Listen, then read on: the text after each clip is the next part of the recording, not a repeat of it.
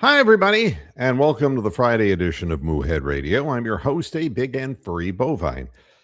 Well, a few things to talk about today. After last Tuesday's late show, I skipped Monday because I was waiting to see what was going to be said about the Cleveland Browns hiring of Todd Monken as head coach. I wanted to see what would happen in the days that transpired afterwards, so that Tuesday's program was an emotional reading, and today is a little bit more getting an idea of what's actually going on. If anybody wants to be on the panel today, feel free. You can just hop on in. Just go over to if you're watching on YouTube, it's right there, right in the show description link. All you have to do is click on it, and it transports you immediately into Moo Moo Land. I'm coining a phrase, the Cleveland Bravens. All right. This is something that I'm starting. I've already stated for the record. If anybody uses this in their conversations, either anywhere on social media, you owe me a follow, okay, on Twitter, or a subscription, which is free, on YouTube, right? The Cleveland Bravens. That's what we're getting. There's a good to it, and there's a not so good to it. I'm going to try to focus on the good about it to make me a little bit different than the incredibly growing masses of internet demagoguery that goes on and calls itself broadcasting. It's more broad chasing. You can't tell me that Sports Boy Tony isn't trying to get a little nookie. He's young. He only looks a little bit like a ferret, But I'm not after that because it's long gone. I mean, look at the color of my hair. Look at that. I've been doing this damn program since 2002, 2001, 2002. It's not pretty, folks. So Todd Monken is now the head coach, and he is asserting his will, which means anybody who is with him on the coaching staff with the Ravens, come on down. You're our next contestants on Jimmy Haslam Ruins Your Life. So what we're getting is George Warhop. Remember him? He 2009 to 2013. He was the offensive line guy. He was and gets very good reviews by previous Browns players from 2009 to 2013, including the best offensive Hall of Fame lineman that the Browns had. So all things said and done, it's a positive. And let me explain why this is a positive. First of all, the way that I knew that Kevin Stefanski was just losing it completely is when you start replacing people with people who are just not part of what you do. If you bring in a wide receivers coach and it's like Chad O'Shea, and then Chad O'Shea finds out, well, there's really not going to be that much of a passing game in Cleveland, obviously, unless you're a tight end.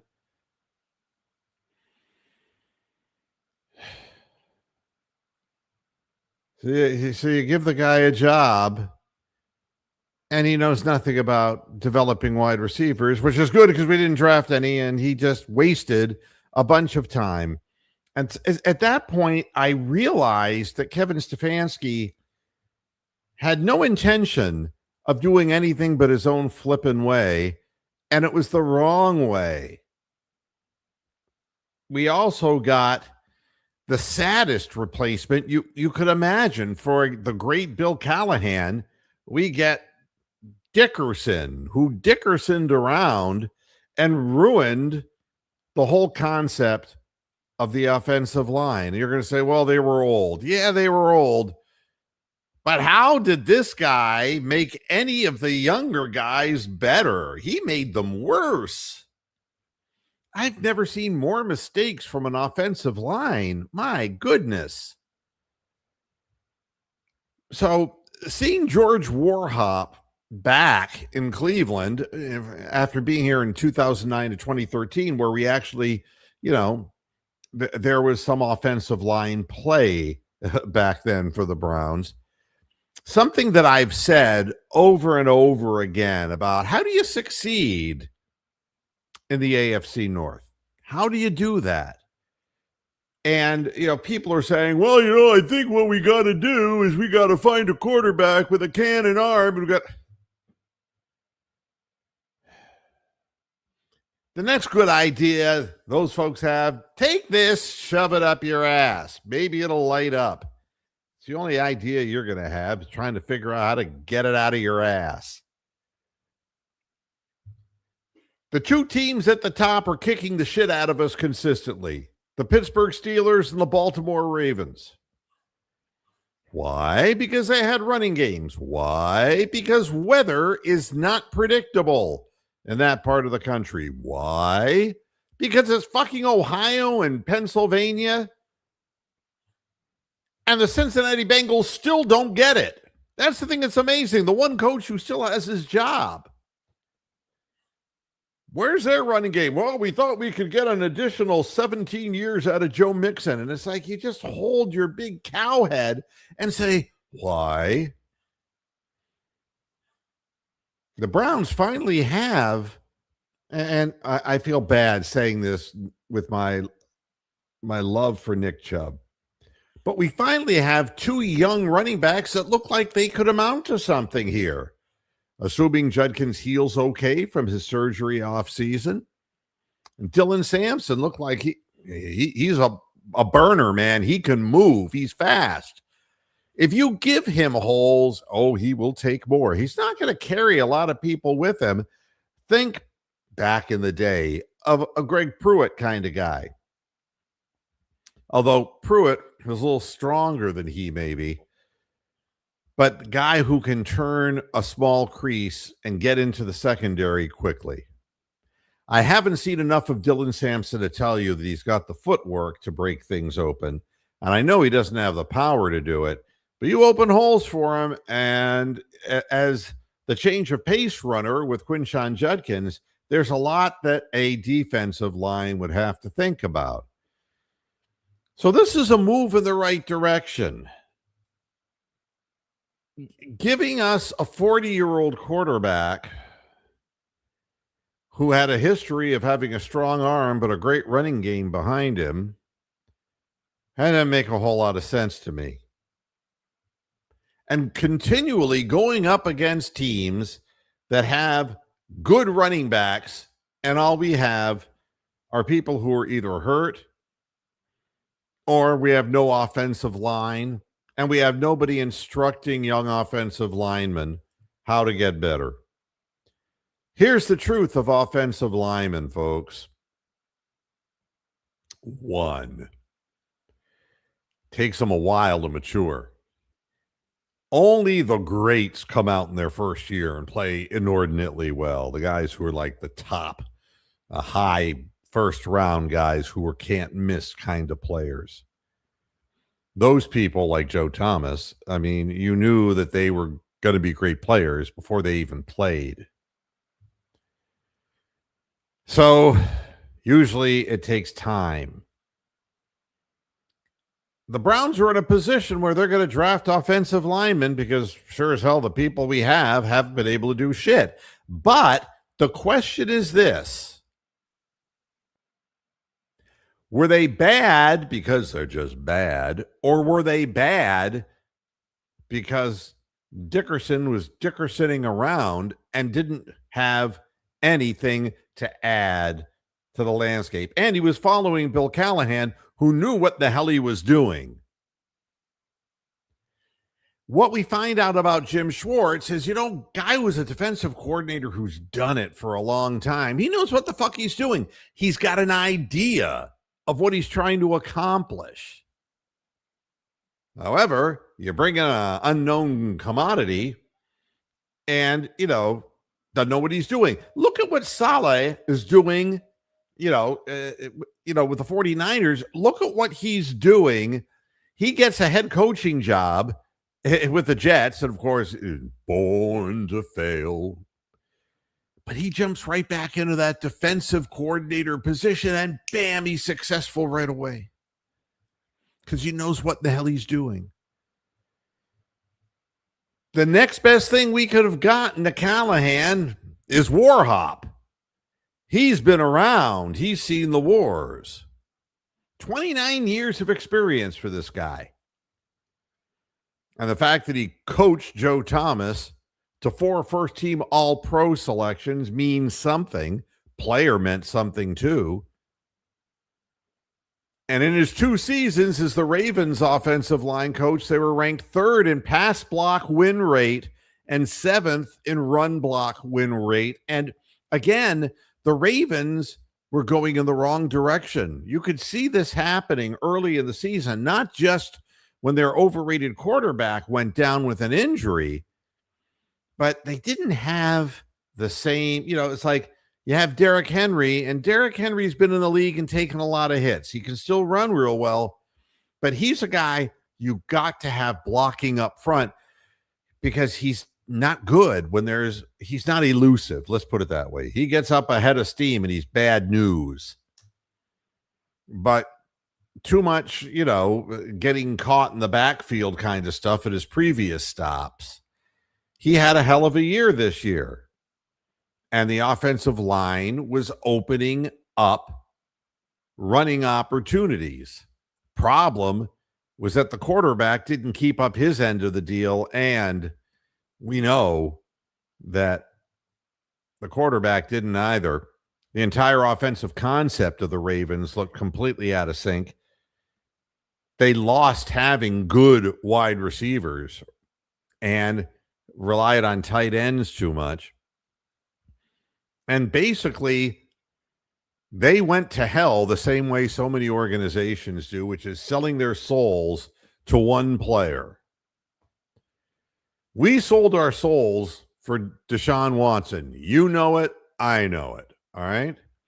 The second you go down on your knees and start blowing one guy like Lamar Jackson, you know that the team's going to go, woo, because there's no focus except, well, we got to keep this guy. We got to keep this guy. We got to keep him happy. You see, I'm happy that we have a choice at quarterback right now. I'm happy about that. Let them all work. There was no motivation with Kevin Stefanski whatsoever. He wasn't trying to make people better. He was trying to make people do things his way. And that doesn't work. What we have in Todd Monken is a guy who's kind of got a more disciplinary approach. I talked about this on Tuesday's program. It can be good in the short term, and sometimes it can lose players. But right now, I suppose we have a bunch of guys who need a good whooping. We can't have, trade me. If I start hearing that shit, from Myles Garrett, it's like Giannis in Milwaukee, You try to build a team around Giannis Antetokounmpo, and what happens? Things start going downhill. The players start getting older. Guys like Middleton, you have to trade them away. They're not good anymore. And then the team takes a little backward step. And the next thing, Giannis wants to be traded because he's a superstar. And I don't want him in Cleveland. Fuck no. He's old. And he's getting old fast. He slows everybody down. He wants to steamroll people in the paint. Deshaun Watson, I could care less about. I mean, really. The two quarterbacks that we have are the two quarterbacks we're going to have. And if you don't believe it yet, look at who we hired. The first thing is running game and offense. But you're not going to win in Cleveland playing outdoors by heaving the ball down the field over and over and over again. If you don't have the trenches covered, if you aren't running the football, you ain't going to win home games. You ain't going to win the away games. You got to beat Pittsburgh. You got to beat Cincinnati, and you got to beat the Ravens. And the Ravens right now are more beatable than ever because they're lost. Harbaugh figured, I'm going to get all my assistants in New York. And the assistant said, the Giants? Nah. If I have a better opportunity, why in the fuck would I want to go there? And I don't even know who in the hell they brought in. Greg Brady? Is he part of the Brady bunch? What do they fucking bring in there? And how are they going to turn their fortunes around? How is that going to make Lamar Jackson better? But it's not about that. It's keeping him happy. So I'm not worried about the Ravens anymore. Overrated. And the Steelers? They have no passing game. Their quarterback, goofy guy, and a guy who's old and crotchety and doesn't have the arm anymore. And the running game, not there anymore. As negative as we all are as Browns fans, because we're Browns fans, things are looking mighty wide open. I don't think Zach Taylor's going to lead Cincinnati to a Super Bowl. Do you? We have an opportunity to reinvent what the Browns are. If Jimmy Haslam gets the fuck out of the road, I don't even want to see anything resembling that hick. I don't want anything. I want to see his face. Let these guys do what they do. Let Monken yell and scream in the face of these offensive linemen and say, we're drafting offensive linemen. You're expendable if you keep jumping off sides, early motion, if you keep holding. I would have all the film, and you can bet Monken's going to have all the film and saying this shit is the shit we can't have happening. Not we got to be better. It's like, if you don't get better, you're the fuck out of here. It's time for that. It's time. So I'm happy with this aspect of it. And Warhop, you got to listen to him because he knows what he's talking about. And these offensive linemen haven't been getting any help. Believe me. You know what the worst thing you can say is about an organization?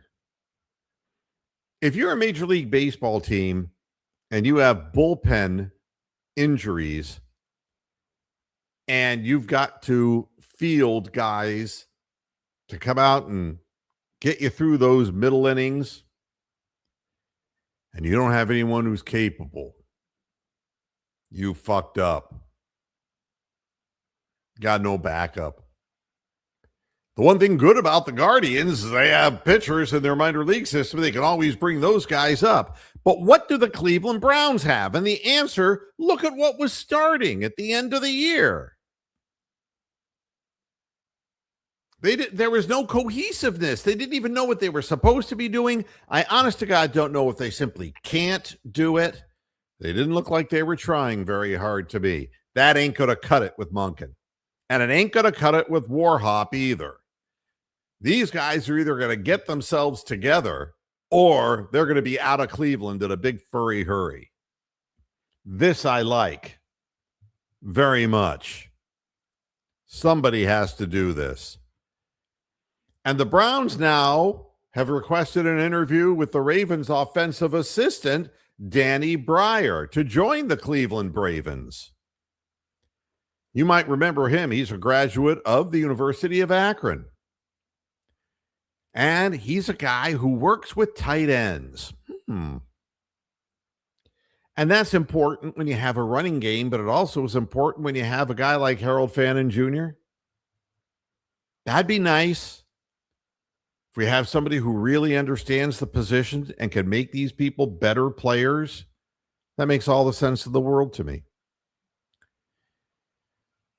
For his part, Monken, who is a slave driver, he is a guy who is going to go in, and it's going to be very different. There ain't going to be no trips to West Virginia before the season begins, so you can hit the hot tub and the steam shower. There ain't going to be none of that shit. He's going to work them hard outside until they're ready to fall over. He's going to find out who wants it and who doesn't. This I like. If you're wondering about Warhop, my goodness, before the Ravens, it was the Texans, the Jaguars, the Buccaneers, the 49ers, the Cowboys, the Cardinals, the Rams. I mean, it's unbelievable how many places he's been. You're saying, well, why is that? Does he suck? And the answer is no, because every time a new head coach comes into these organizations, you can look at the Texans as one a situation there. You know, the Texans in 2022, you know, they're going to start all over again. The Jaguars in 2019 start all over again. The Buccaneers in 2014 start all over again. We haven't even gotten Baker Mayfield yet. The 49ers in 2005, the Cowboys back in 2003. These were teams, they brought in new head coaches, and Warhop is always there to help. But what happens is, if those coaches lose their job relatively quickly because they're with shitty organizations like the Texans, the Jaguars, and the Buccaneers, they're not going to have a job long either. So the fact that Warhop continues to get work in the NFL will tell you something good about what he does. So I have some positive reasons to be positive regarding at least people being on the same page. I got the impression before that, I don't know, there was only Kevin Stefanski's page and nobody else was on it except for Kevin Stefanski. That's kind of the feeling that I had. Now, you try to get some cohesiveness. It also tells me that there's going to be some drafting done for the offensive line and wide receivers as well. It's just necessary. You got to have wide receivers who want to play. And quite honestly, Monken is not going to put up with Jerry Jeudy. He's not going to put up with that shit. That's the beauty of the Pittsburgh Steelers and the Baltimore Ravens. We hate to admit it, but the reason they beat us is because the people that didn't do it the correct way, that wins for them, didn't play. And they didn't make it, and they didn't hang around Pittsburgh very long. You might be a guy like George Pickens who can catch the football, but if you're a fucking head case and you think you're more important than the team, Mike Tomlin kicked his ass off the team. And now with Pittsburgh having new guy in there, it's going to be interesting to see how the Steeler mentality holds up. That's why I want a running game. What happens if you run the ball at the Steelers next year and you win? All of the shit about the Steelers being, oh, they're the steel curtain defensively, and God, they're physical, and they're tough guys. That goes away in a heartbeat, believe me. And the coach will be blamed, and his staff will be blamed, and the players will be blamed. And the Steelers weren't any good under the end regime of Tomlin anyway. They got to have a new quarterback in-house. It's interesting the way that the AFC North is playing out. As far as Jim Schwartz is concerned, what I said on Tuesday, if you didn't catch the program, was if he did, in fact, walk around the building flailing his arms and saying, "Goodbye, everybody. Goodbye. I'm not coming back," that makes him a little fucking child, and I would fire him anyway. Let him go. You don't need that. That's the kind of shit you don't need. But Jim Schwartz is a pro. And if Jim Schwartz doesn't get a head coaching job, and I understand he's disappointed, he's not a head coach. He has no offensive understanding. And look at what's happening in the league right now. All of the vestiges of the Patrick Mahomes days are gone. Oh, wow, they got Lamar Jackson days are gone. Defenses have adjusted. If you can't run the football in 2026, you're not going anywhere. The way you get your passing game going is through a running game. There was a time when you could just pass, and you had the fastest guys on the field, and that was great. And an elusive quarterback who would escape Lamar Jackson. Never a great thrower, but so there was that. It ain't that way anymore. You got to run the football first. It was funny. I was reading something by some idiot who wrote something, Josita Anderson, ESPN. I want opportunities for women in sports. I really do. Especially in play-by-play.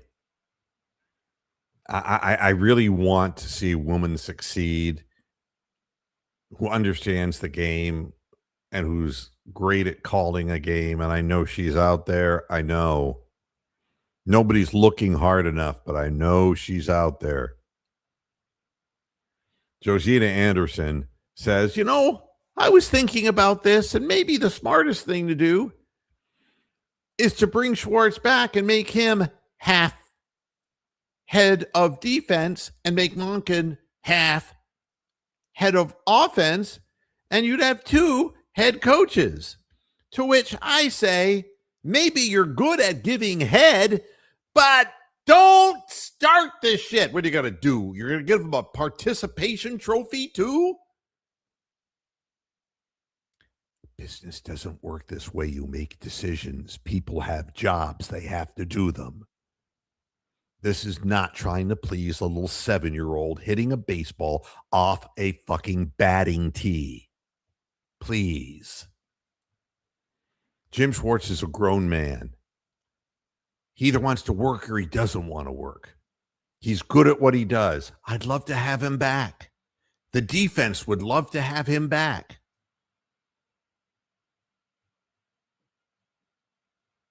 Let the Browns take care of him. Take care of him in the way you can take care of him. It can be done. All things can be done. If it's true that he did that, well, he was emotional. Whitney Houston used to get that way too. So emotional. But let him come to his senses and realize it's better to work than not to work, and to work with people that you're used to working, and nobody's going to bother him. Todd Monken is not going to pester the hell out of Jim Schwartz. It's not going to happen. Here's another plus. Bubba Ventrone's gone. And the things that I read on social media are incredible. The Rams picked up Bubba Ventrone as their special teams coordinator. It's unbelievable. The Rams were 31st in special teams, and they hired the guy who was 32nd. Those are the things that make you just want to just choke the life out of somebody. It's such a plus that Bubba Ventrone is gone. People can breathe easier. I bet you about maybe 5,000 season tickets were sold when Bubba Ventrone went someplace else. The fan base breathes a little bit easier. People are not going to have a stroke every time we have to kick a ball. Ay, ay, ay, ay, ay. I think it's all positive. And you know, the fact that Tommy Rees went with Kevin Stefanski, Tommy Rees did nothing in Cleveland. Tommy Rees is trying to become part of a tree, so he will eventually get his opportunity. He's a young man, and so he's willing to stay in Kevin's shadows, which is why Kevin wanted him.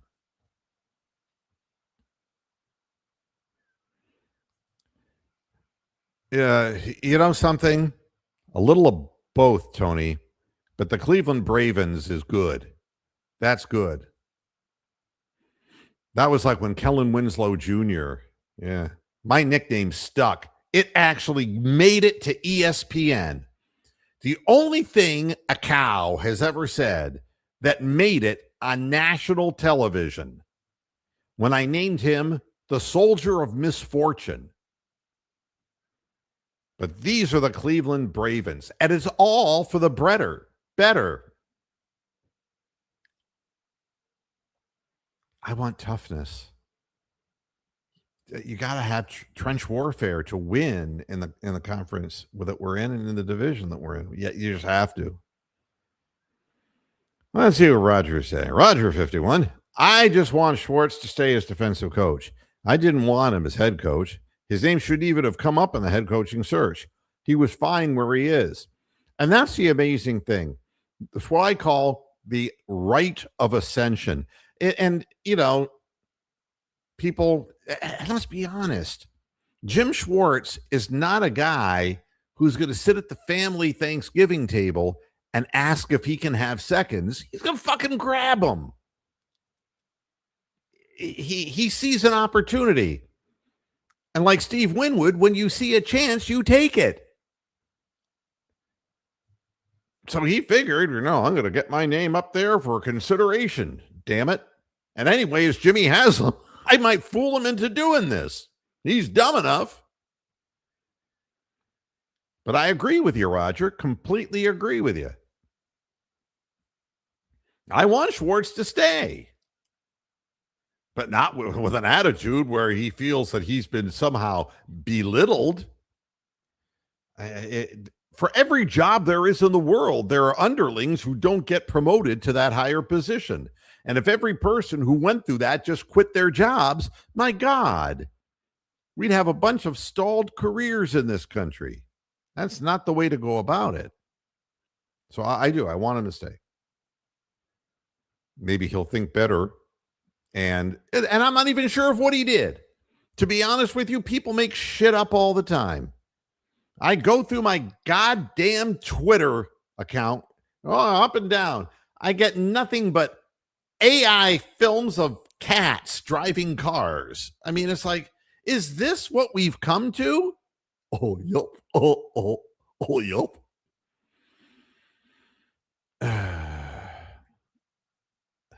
There you go. Kellen Winslow's at a high security California penitentiary. They went from a tight end to a wide receiver. You got that right. He was born to be a wide receiver. Joe Flacco was a Pro Bowler. Why even have the game? I agree. And do you know why they named him? Because, it's not a game anymore. It's just going to be a bunch of festivities and, but what they're going to do is they're going to have, the cones, but you have to do them in a walker.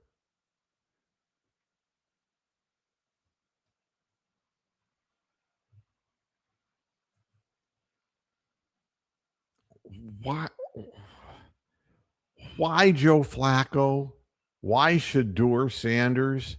How are these people being named Pro Bowlers? Flacco was one. Shador never yet has been. And you know why? Because when you take away an actual game and replace it with ceremonial bullshit, you're going for ratings. And that's all the NFL knows about is money, money and ratings, because it brings in advertising dollars and more money, money, money, money. That's why.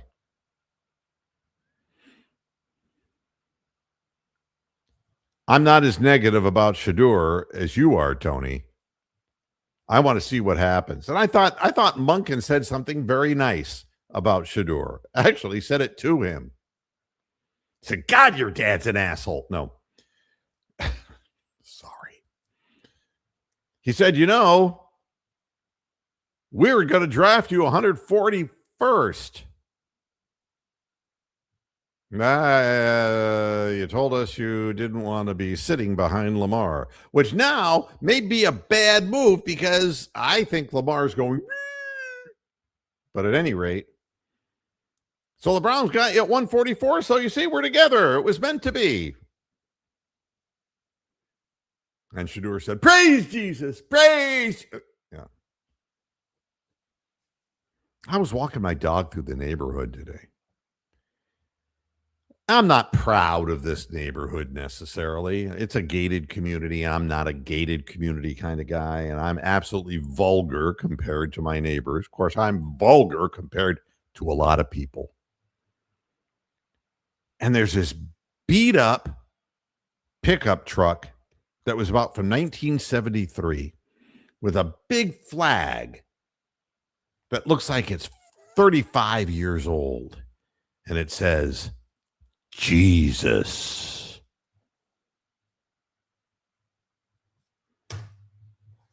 And I'm driving up and down every road in this gated community in which we live.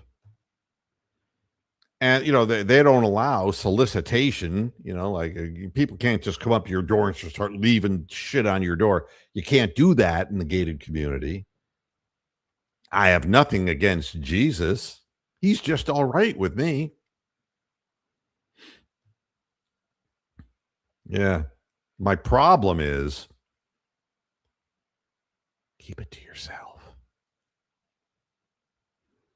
We don't need to be reminded. If we're there, we're there. And if we're not, we're sinners. So after I saw this guy on like the 3rd Street doing circles and his window was down, I just looked at him and said, Jesus Christ, and just walked away. So he couldn't say I said anything bad to him.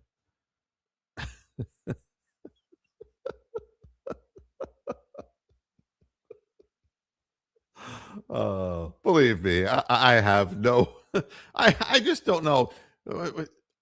Shouldn't you be working? Like, this is what you do. He's like,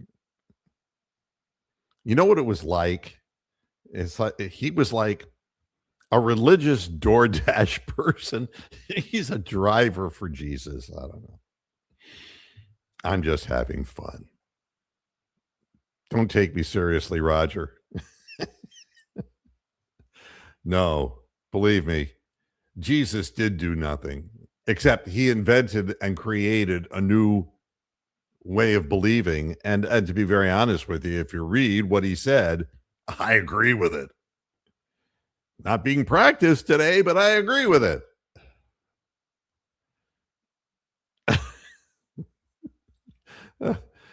I did not crash my recumbent trike, Tony. An animal ran out of the woods in South Carolina and bashed in the mechanism that controlled my steering. It knocked my foot off the pedal, and the foot hit the ground and got sucked under the trike. If you need to know. And now I have a knee replacement, and I don't ride in the woods anymore. I ride through the land of Jesus. Amen. Hey, Pat Seagramson. All praise to the white hand of the sky, our overlords. No, no, no, no. There is a higher source somewhere. I just haven't found it yet.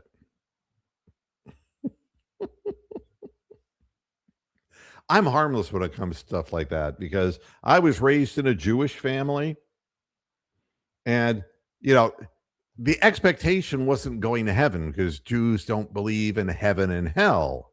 You see, but the weight of expectation is that I make a lot of money. It was tough being a kid when you're 6 years old and somebody's saying, you're going to have to make a living one day. I would have preferred the pickup truck with the Jesus flag, to tell you the truth. So you see, I'm not serious about much of anything. All right, let's move along. So I am happy about the Cleveland Browns. I am happy about what's going on because at least it shows a direction. Now we will see whether they can pull this off or not. Where do I think Giannis is going? Straight to hell. I really don't know, and I don't care. What I do care about is the Cleveland Cavaliers. What I can tell you about Giannis is if he's so fucking great, why isn't his team better? They are tanking right now with him. He isn't the kind of guy who is, I'm going to compare him to some people. If you're talking about Luka can beat you from three. He can get into the paint. He can get a shot off. He's fat and lazy, but he's not a great defensive player. But he can do that.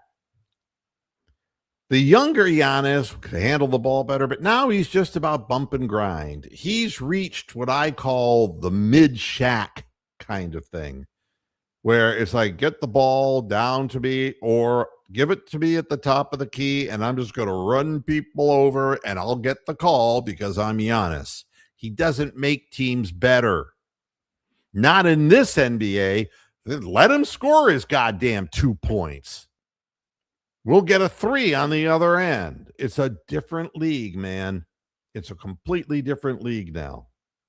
The Cavaliers may be close to doing something, which I find very interesting.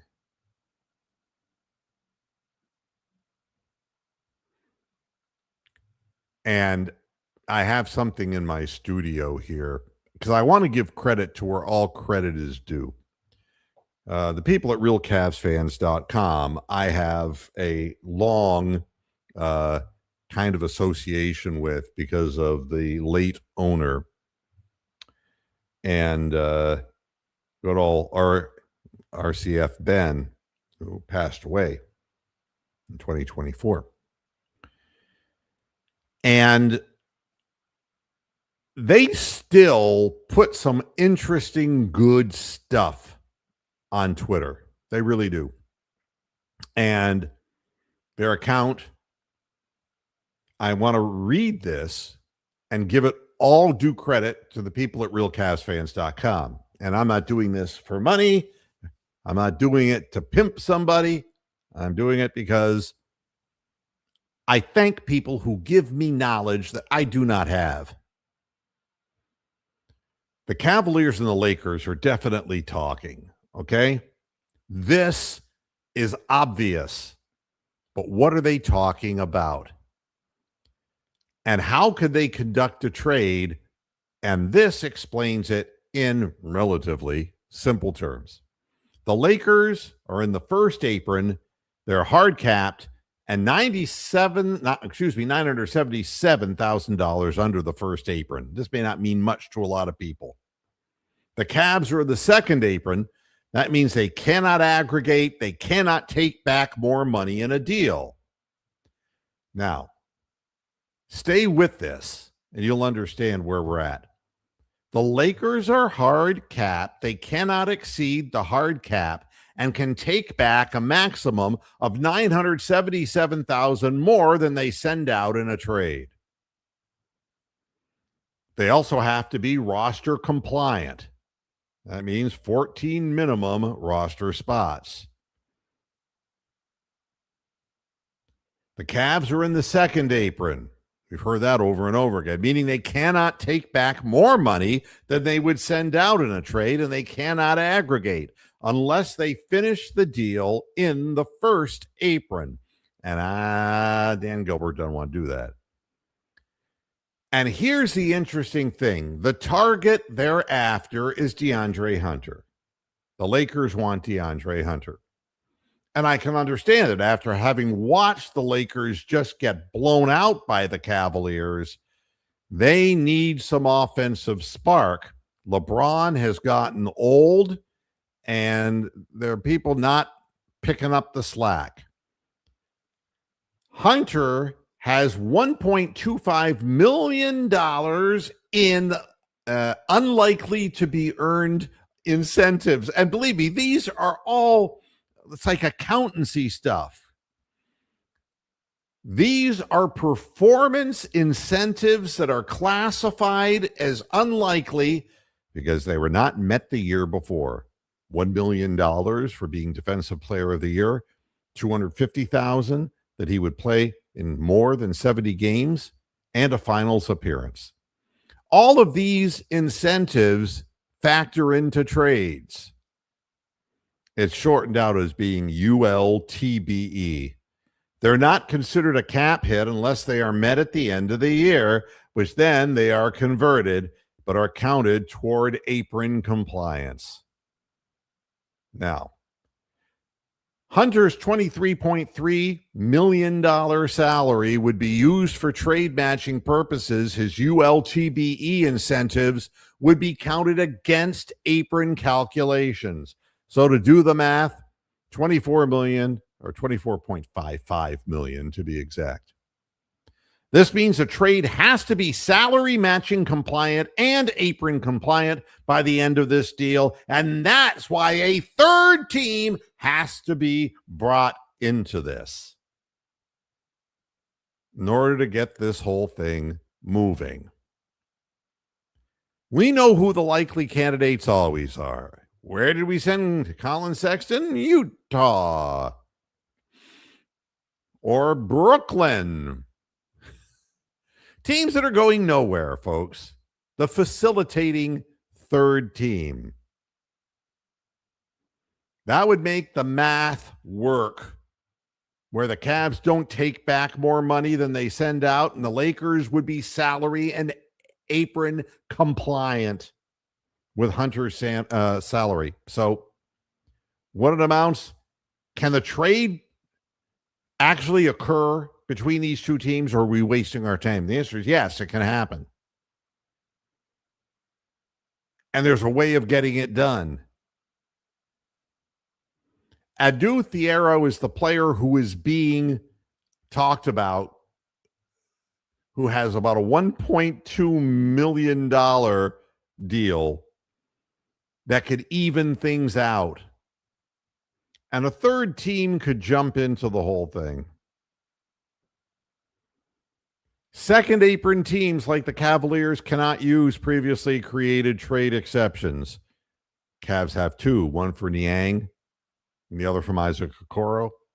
They can use a minimum contract exception. This means they can accept a minimum salary player as part of a deal, even if it means the Cavs are technically taking on more money. And this is crazy. This is why it's all accounting shit. Because second apron teams are allowed to sign minimum contracts. So therefore, it's an extension of that rule. It's real confusing stuff. The problem for the Cavaliers, only one open roster spot, and that's probably going to be Naquan Tomlin's. So if the Cavs were to take on a combination of players for Hunter, in addition to Thiero, they would need to either waive, buy out, or make room, since they'd be over the 15-man roster limit. So this is tricky, but it can be done.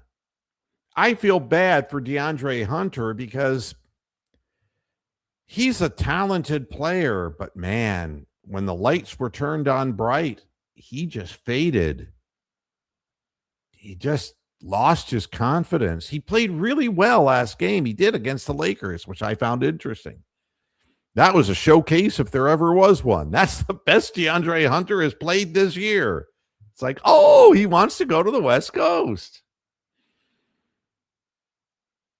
All they have to do now is figure out a way. No, I'm not gonna. No. I don't want to bring up his injured college teammate who he enjoyed playing with. That's a low blow. I really want DeAndre Hunter to succeed, but it's not happening in Cleveland. And the thing with the Cavaliers that I can say is trade is likely. And Dalton Connect's name is connected to it. Dalton Connect is a guy who rumor had it he wanted to be traded out of Los Angeles, and then that was denied by the organization. But guy played in 76 games last year, and he just isn't playing at all this year. He's a guy who was almost 38% three-point shooter. He's a guy who can give you range, and that might be a name that the Cavaliers would bring in because of the uncertainty of Max Strus's situation. A guy who can move, get himself, between him and Sam Merrill, can find a shot. Because right now, I'm a little nervous about Max Strus. I'm wondering if that whole surgery was a failure. This is taking way, way too long. And that's a little bit worrisome. Yeah, and that is what some people are saying. I don't think those two players, to be very honest with you, but I could see Dalton Connect. I could see that as possibly being something. And that's because of the Max Strus situation. It's interesting. And this is correct. The NBA, the Lakers will somehow, some way end up with Giannis and Hunter out of this. That's possible. I don't care about them.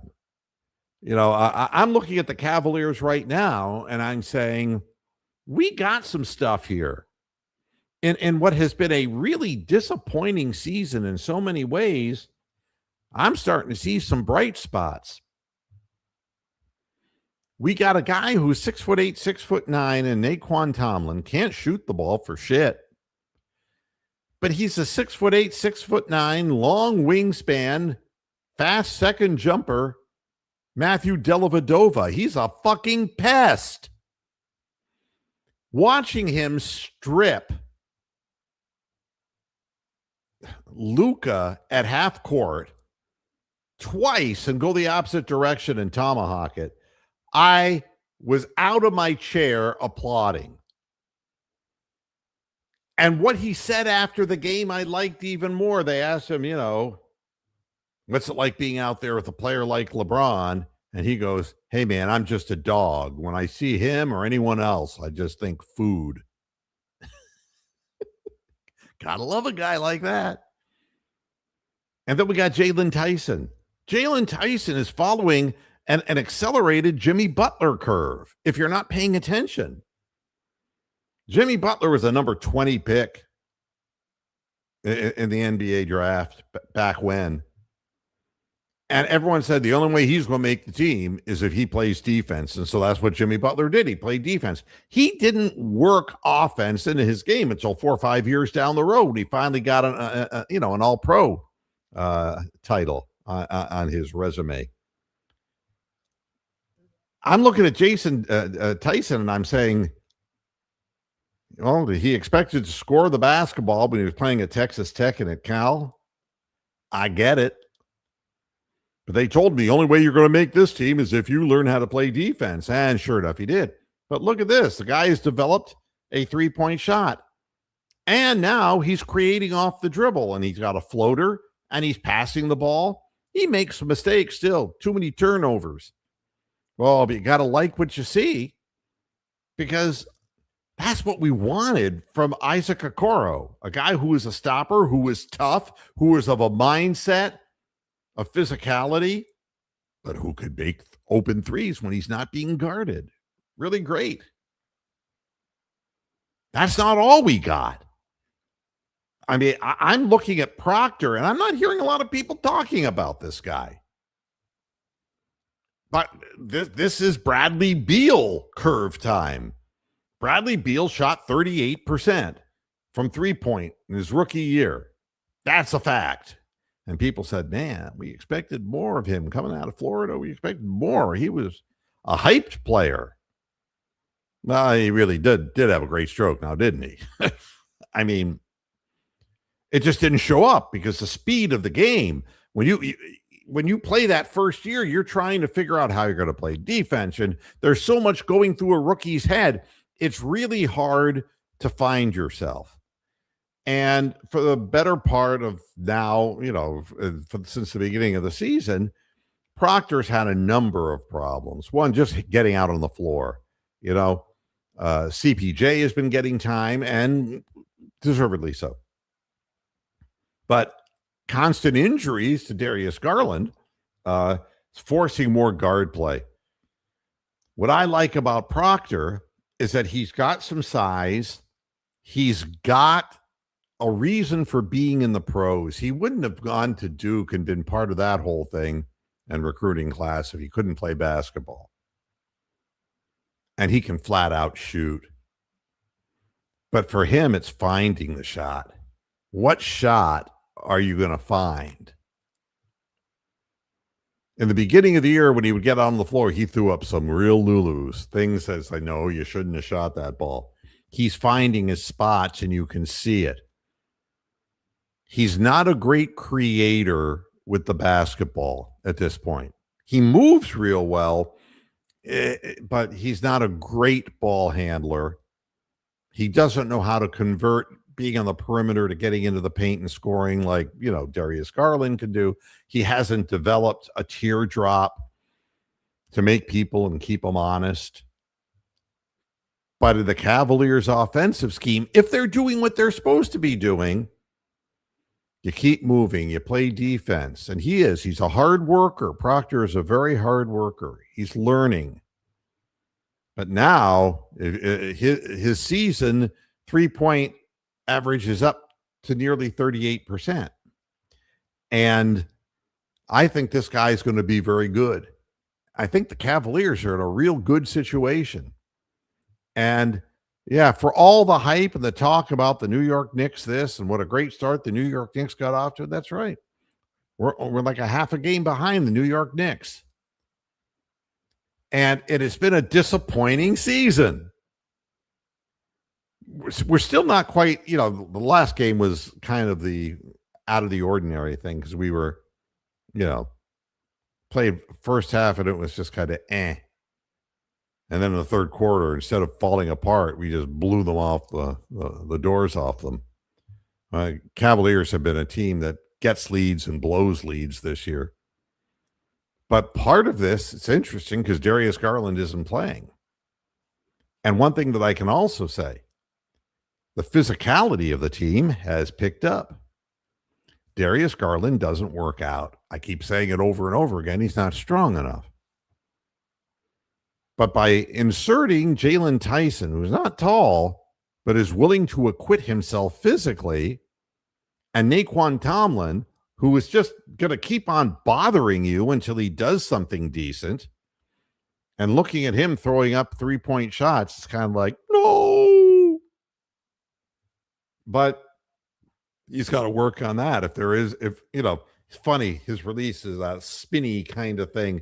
Doesn't have enough air underneath it. It's a lot like Isaac Okoro shooting a flat ball. It's very difficult making that shot in the NBA, shooting a flat ball. You got to have some air underneath it. But he strips balls from people. He gets rebounds. He comes out of nowhere. He gets in the passing lanes with those long arms. He does really good things. Tyson was great. He got LeBron to shove off, and the referee called the foul on LeBron. It's like, look, you're 41 years old now. You're not going to get that call anymore. And the gesture that Tyson made of doing this, pointing the other way down the floor, I was laughing my ass off. It's like, hey, we got some guys with some fucking attitude. And that's what's been lacking for the Cavaliers. They got to grow balls. Biggest complaint with Jared Allen is the biggest complaint with Evan Mobley. We played our best game of the year without Evan Mobley on the floor and without Darius Garland on the floor. Does that mean I want to trade him? No, I'm not going to go that far. But man, it tells you that you got to be physical to succeed in the league. But the type of physical players that you have, it's not like the days where Steven Adams could stand under the rim and push somebody. You got to be able to get up and down the floor. And it's the reason Giannis is not worth it. Whatever the price is that's being asked, he's not worth it. He doesn't get up the floor as good as he used to. And how could he? And the future is not Victor Wembanyama either. I'm watching him play, and you know what I see? I see the big 7'2" Evan Mobley. He shoots better, but he's still a stick. You got to be able to get up and down the floor. Give me people with leaping ability. Look at the Thunder. Give me people who are able to motor up and down the court with speed and have verticality. That's what you need. A young LeBron James would still thrive in this environment, going up and down the floor and elevating. At 41, he can't do it anymore. Now, I'm going to tell you something else before I get out of here. The whole thing about LeBron, and I know that it's a very polarizing thing, talking about LeBron James. It's kind of like talking about Shedeur Sanders. So there are certain people who just, they somehow, if you mention their names, we have this bipolar reaction from the fan base. And everybody knows that I believe that he was the greatest player who ever played the game. And he's proven it by continuing to play at an incredibly high level up to the age of 40. The 41st year here that you can really start seeing some of the wheels come off. And LeBron isn't going to be able to pick where he goes at this point. It might be the best thing that he can do is just ride out his contract in LA so that he can make as much money as he can. And she has plenty, I'm sure. But I saw something, and I've seen it before. When the Cavaliers lost to the Celtics in the playoffs all those years ago, and LeBron walked off the court and he took off his jersey and tossed it. The next thing we knew, he was taking his talents to Miami. And everybody was like, oh, God. And I said, all right, that's the way LeBron said, fuck this shit. You yank your jersey off. And then in Miami, when all the fun ended and the titles ended, there was a timeout at the end of a playoff game that was going to be the game that they lost, and we're going to be out of the playoffs.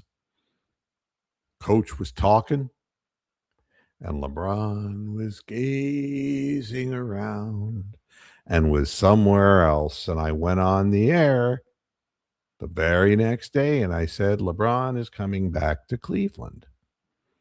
And I took shit for that.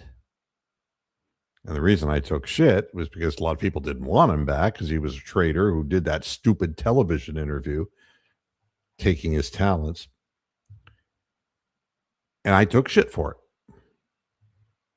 Then you knew he was going to go to Los Angeles. He had business interests in Los Angeles. His son was playing basketball on the West Coast, so you knew where it was going. You knew what was happening there. Didn't take a genius to figure that out. But what I noticed is when he walked off the floor after the Cavaliers game, you saw him when they gave him his video tribute, and he was crying. And he's not the kind of guy you expect to cry, and he's not the kind of guy who's going to act that part. And after the game, He wasn't dapping it up with everybody. The other players are all getting together, you know. LeBron walked off the court. He did everything except take the jersey off.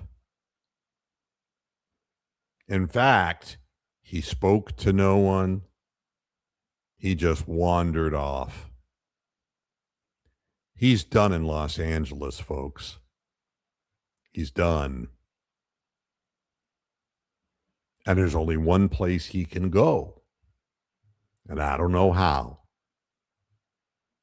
But that game told me that he's not going to be with the Lakers. And it's not the Lakers have that bad a team, I mean, record-wise, but man, you saw the deficiencies in that team. Luka is not a leader. He's a great scorer, but man, you can see why he got fat and all that. Now people are blaming the floor, the Cavaliers being an elevated floor. That, you know, if he didn't hop 5 times after he shoots a fadeaway, he wouldn't have injured his fucking foot.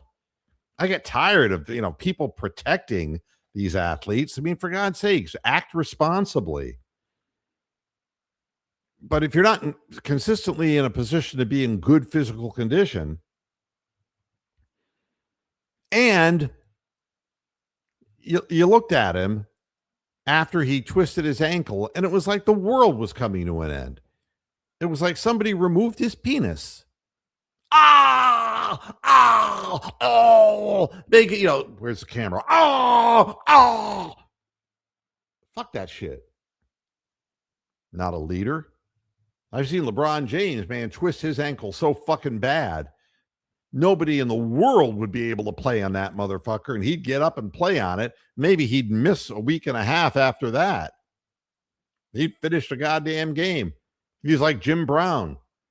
You could get a tremendous hit on Jim Brown and knock him to the ground, but he got up as slow as anybody, but he got up every time, and you knew that he did that just to get under your skin. It's like, you know something? You think you're going to knock me out of the game? Fuck you. I'm going to keep getting up. That's LeBron. No, I don't want to have anything to do with his son. And it's nothing against Bronny, but, better the name on a paper towel than on a jersey. You know how that goes. Will he come back to Cleveland?